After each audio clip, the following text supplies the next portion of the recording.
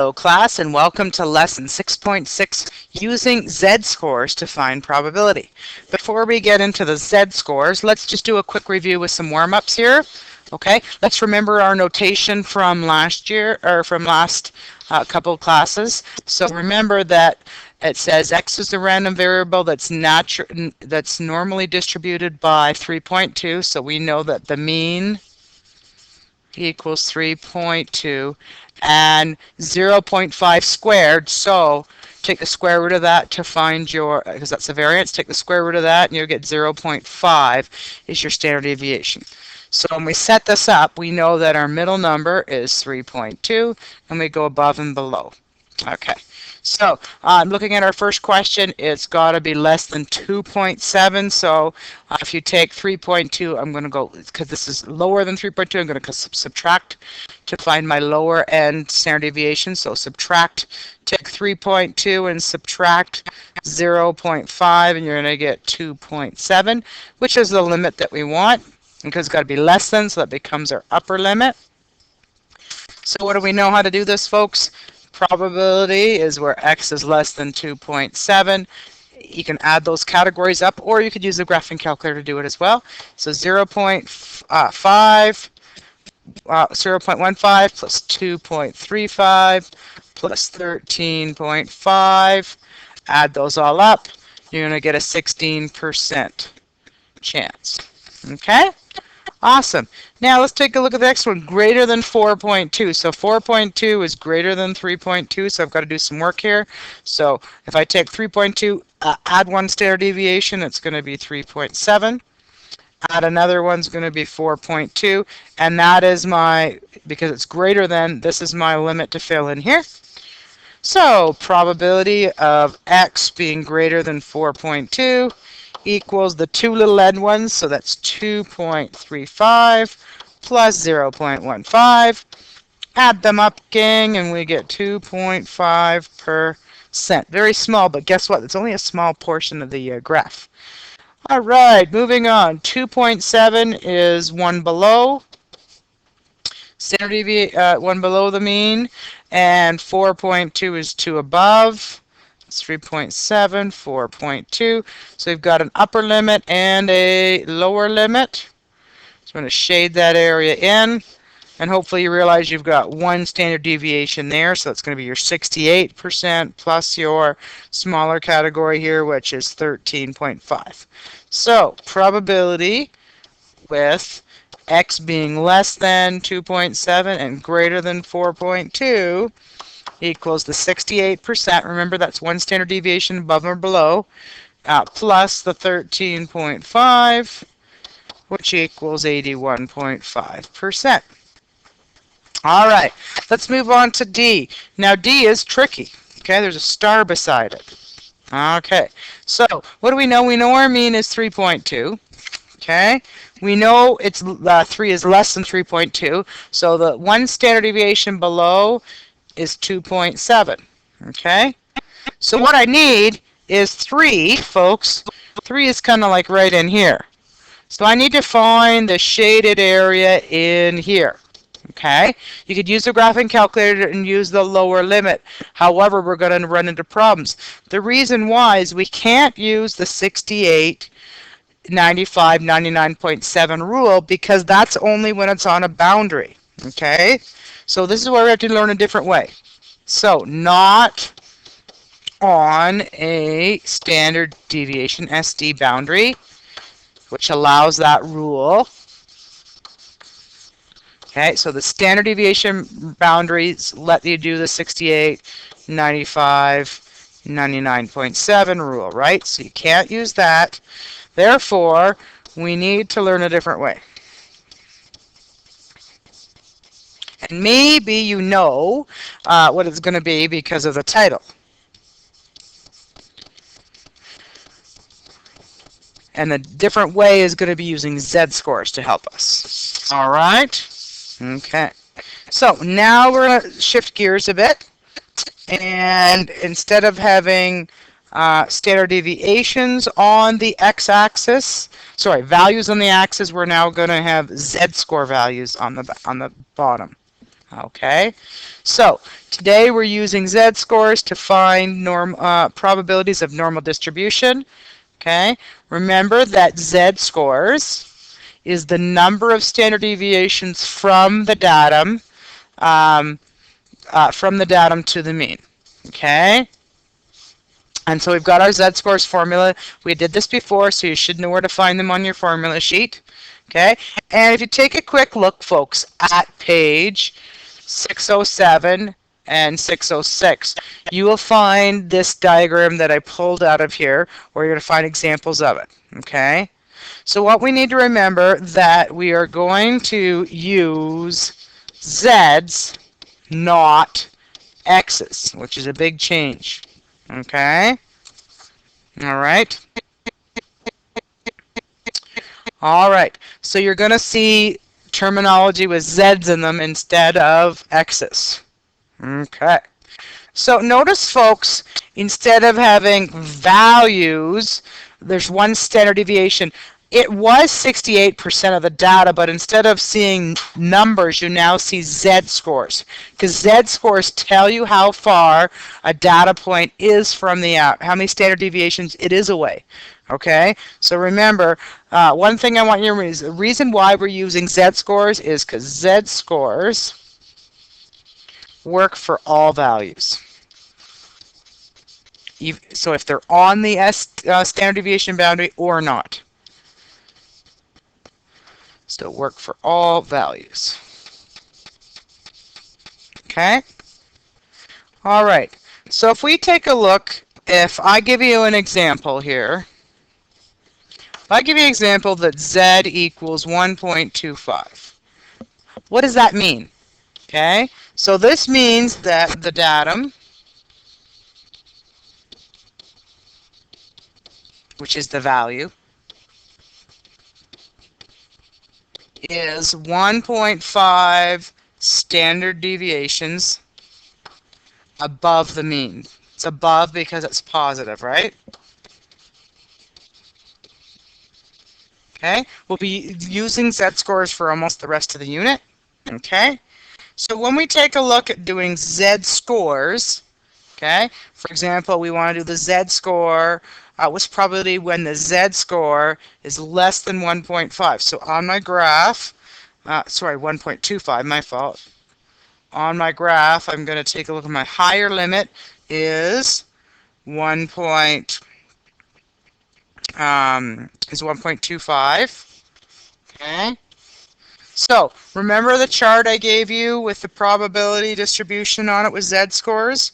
Okay, so look at the answer when z is 1.25. You look on that chart and you're going to get 0.8944, or you have an 89.4% chance. Okay? All right, so how do we do this? There's a couple steps. Okay? Step 1, if you don't have the z-score, you got to calculate the z-score. Step 2, you've got to use the chart to find the area under the curve, and then you're done. Okay? So let's use last day's example where we had a mu of 174 standard deviation. This was the height of the boy, I think. And her height was 168. So to calculate the z-score, don't forget your formula is x minus mu divided by the standard deviation. So sub that in. So 168 subtract 174 equals 6 and negative 1.00. Probably just get negative 1 in your calculator, but remember, in order to look up z-scores, keep 2 decimal places because of z-scores. So keep 2 decimal places for z-scores, because that's how they are marked. Okay? All right, now we're going to use the chart to find the area. Be careful, one side is negative and one side is positive. Makes sense that it's negative because she's smaller than the boys, or not taller, she's shorter than the boys. Okay. All right. So, one thing we've got to take a look at, and when we take a look at probability with the z-score being greater than 1.00, look carefully on the graphs on page 606 and 607. We've got to change things, okay? Because this is always the less than symbol, right? So when we take a look at this, we've got -1. So we've got this shaded in area, okay? This is a problem because we need to switch the greater than sign to less than sign, okay? So how do we do this? Well, we take the whole area and then we subtract the less than part, okay, to give you that. Okay, so what are we going to do? That's going to equal 1 subtract the probability where z is less than -1.00. Okay, because when you do probabilities with z-scores, you use that graph on the top of the page to help you realize that it's always a less than symbol. Okay, so you always have to switch a greater than to a less than. Okay, well, that's not too hard to do, because then you just look up -1.00 in here, and you should have 0.1587, and then you subtract it, take 1, subtract that, and you get 0.84. So therefore, 84% chance that boy is taller.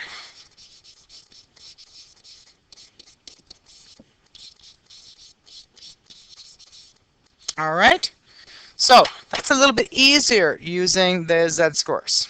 All right, now we're going to complete the warm-up from the first page that we couldn't do, which is the D. Okay, we're now going to use z-scores.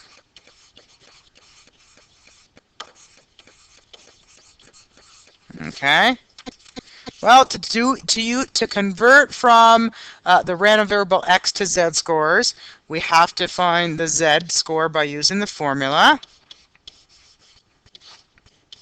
Okay, so the value we're looking for is 3. Subtract the mean, which was 3.2, divided by the standard deviation, which was 0.5. That was given in the question.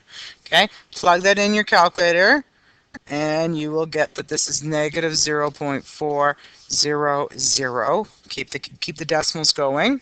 Okay, so now here's how we do this. This is the proper.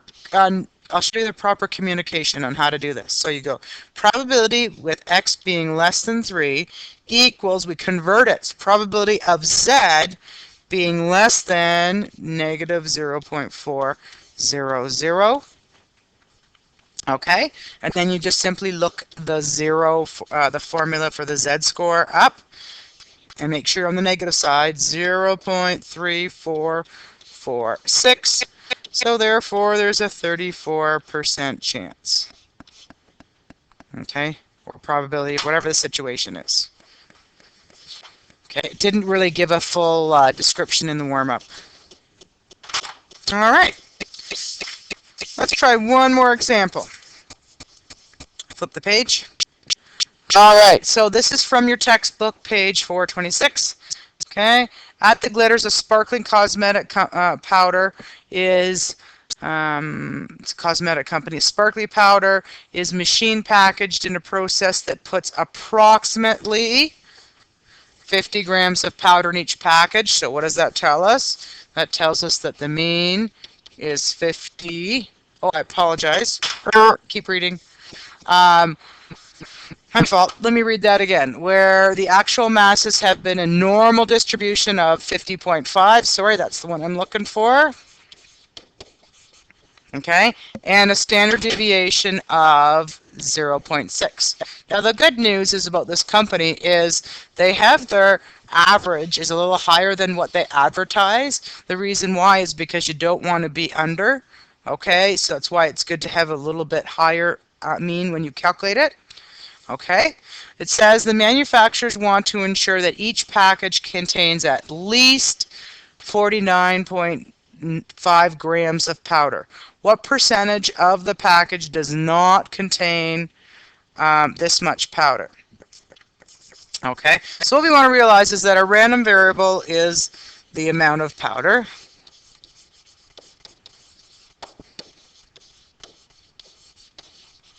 Okay? And when we take a look at this, folks, we're going to say that the probability is that x is less than 49.5. Okay? Because that's what we want.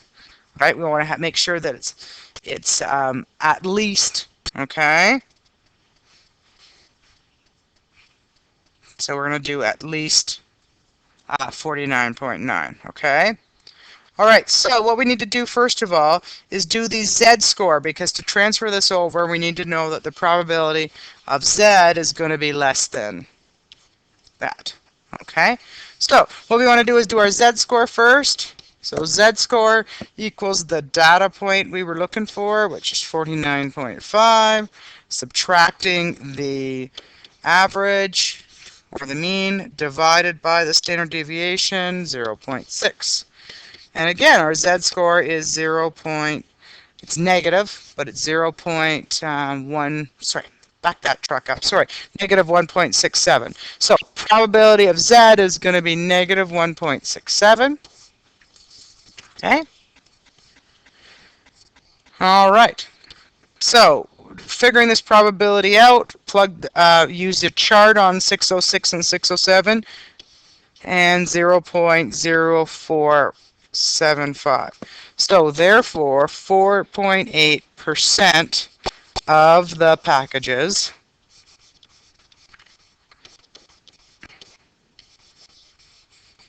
contain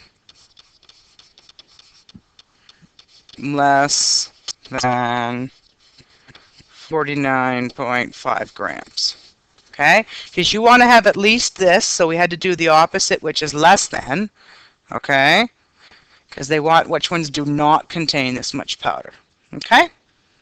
Awesome. Method 2, let's use the normal distribution, normal CDF function on page 526 if you need help. Okay? And again, you press second vars 2. So when you enter your values in, it's gonna say normal CDF. You have an opening bracket. So your lower limit's going to be 0. Your mean is going to be 49.5. Sorry, your data point's going to be 49.5. I apologize. Your mean's going to be 50.5. And then your standard deviation is 0.6. I apologize. That was lower limit. I should write these down. Lower, upper, mean, standard deviation. There we go. All right, plug that in, and you press enter, and it should say probability when x is less than 49.5 equals 0.04779, which equals approximately 4.8%. Awesome. Okay, so hopefully you like z-scores. Z-scores are something that we use a lot. Okay, so make sure that you use z-scores to answer the questions, even if you can just plug it in the other way. Make sure you know to do it, because that will be one thing you'll be tested on. So it says page 430, numbers 1. Take a look at the last 2. I think the first 2 were assigned the other day, and then 3 and 4. And check some of your answers using the normal distribution function as well after you've done the z-scores. All right, so one method can check the other, which means on this unit test coming up, you should have a perfect test, right? Wouldn't that be awesome? All right, what's the probability of that? Ha, ha, ha. All right, so ladies and gentlemen, let's have a great day, and if you need any help, come and see me.